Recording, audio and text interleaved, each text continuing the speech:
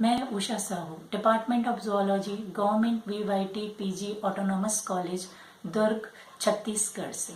Students, आज हम लोग बात करेंगे मेम्ब्रेन पंप के बारे में।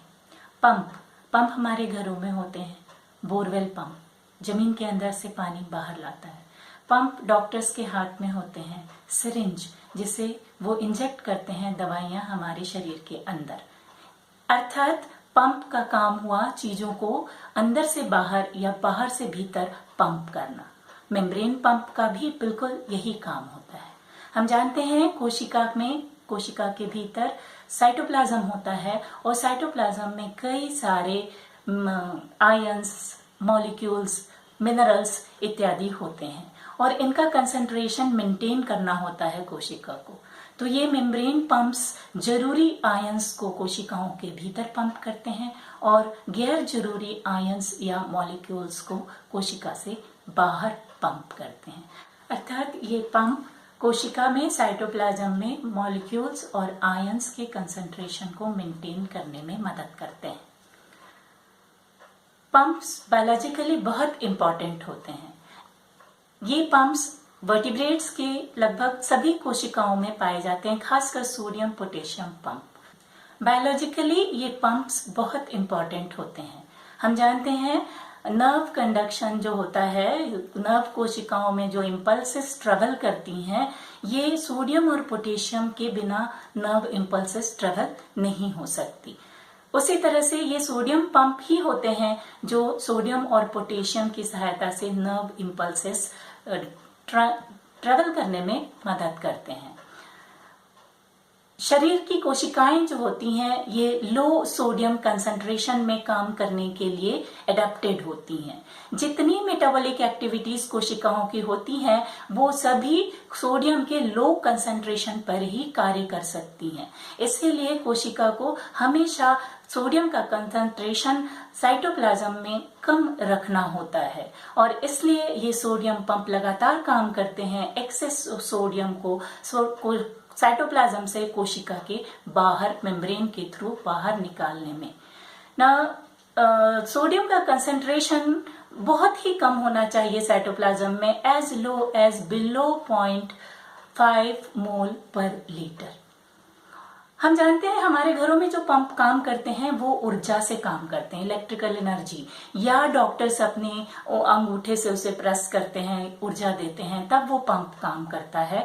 तो ये सेल्यूलर पंप्स को भी, मेम्ब्रेन पंप्स को भी ऊर्जा चाहिए होती है और सेल ऊर्जा किस रूप में उपयोग करता है? एटीपी के रूप में। तो ये पंप एटीपी की ऊर्जा की सहायता से कार्य करते हैं। अर्थात ये जो ट्रांसपोर्ट होता है आयंस का या मॉलिक्यूल्स का पंप के द्वारा, ये एक्टिव ट्रांसपोर्ट में आता है। सोडियम और पोटेशियम पंप की जहां तक बात है, ये हर कोशिका के प्लाज्मा मेम्ब्रेन पर पाए जाते हैं, किंतु नर्व कोशिकाएं और किडनी की कोशिकाएं, खासकर कॉन्वोलेटेड ट्यूबुल्स की कोशिकाओं में ये अत्यधिक संख्या में पाए जाते हैं। सोडियम पोटेशियम पंप का सबसे इंपॉर्टेंट फंक्शन है बॉडी में होम्योस्टेसिस मेंटेन करना, बॉडी में आयंस और पानी का साम्य बनाए रखना। आइए देखते हैं इसका स्ट्रक्चर या संरचना कैसी होती है। Sodium potassium pump integral membrane protein होता है। यह प्रोटीन मेम्ब्रेन के भीतर धंसा हुआ होता है। दिस इज मेम्ब्रेन के एक तरफ साइटोप्लाज्म की तरफ भी ये बाहर निकला हुआ होता है और दूसरी तरफ सेल के बाहरी हिस्से की तरफ भी ये प्रोट्रूड करता है। सोडियम पोटेशियम पंप 2 सब यूनिट से मिलकर बना होता है। बड़ा सब यूनिट, लार्जर सब यूनिट, जिसे हम अल्फा सब यूनिट कहते हैं, और छोटा सब यूनिट जिसे स्मॉलर या बीटा सब यूनिट कहा जाता है। अल्फा सब यूनिट यानी कि बड़ा वाला सब यूनिट लगभग 113 किलो डाल्टन मॉलिक्यूलर मास का होता है, जबकि छोटा सब यूनिट लगभग 35 किलो डाल्टन मॉलिक्यूलर मास का होता है। जहां तक मॉलिक्यूलर स्ट्रक्चर की बात है, अमीनो एसिड चेन से ये बने हुए होते हैं। बड़ा या अल्फा सब यूनिट, दिस इज अल्फा सब यूनिट। अल्फा सब यूनिट में ये मॉलिक्यूलर अमीनो एसिड की चेन्स लगभग 7 से 10 बार मेम्ब्रेन में स्पैन करते हैं, एक के बाद एक। देखिए यहाँ 10 यूनिट दिखाए गए हैं, 1 2 3 4 5 6 7 8 9 10। This is larger sub unit.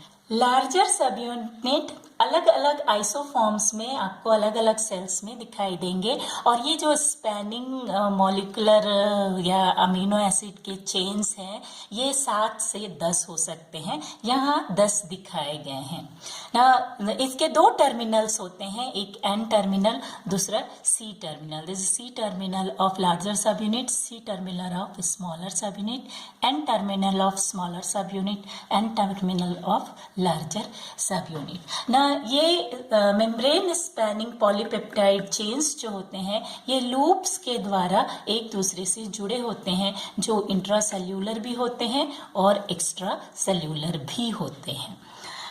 पूरे सोडियम पोटेशियम पंप की एक्टिविटी का हीरो तो यही बड़ा सब यूनिट यानी कि अल्फा सब यूनिट होता है। इसमें न केवल एटीपी बाइंडिंग साइट्स होती है बल्कि फॉस्फोरिलेशन साइट भी होती है। सोडियम और पोटेशियम के बाइंड करने के लिए भी स्थान होता है, और इस पूरे पंप की एक्टिविटी को रेगुलेट करने के लिए ऑबिन बाइंडिंग साइट भी होता है।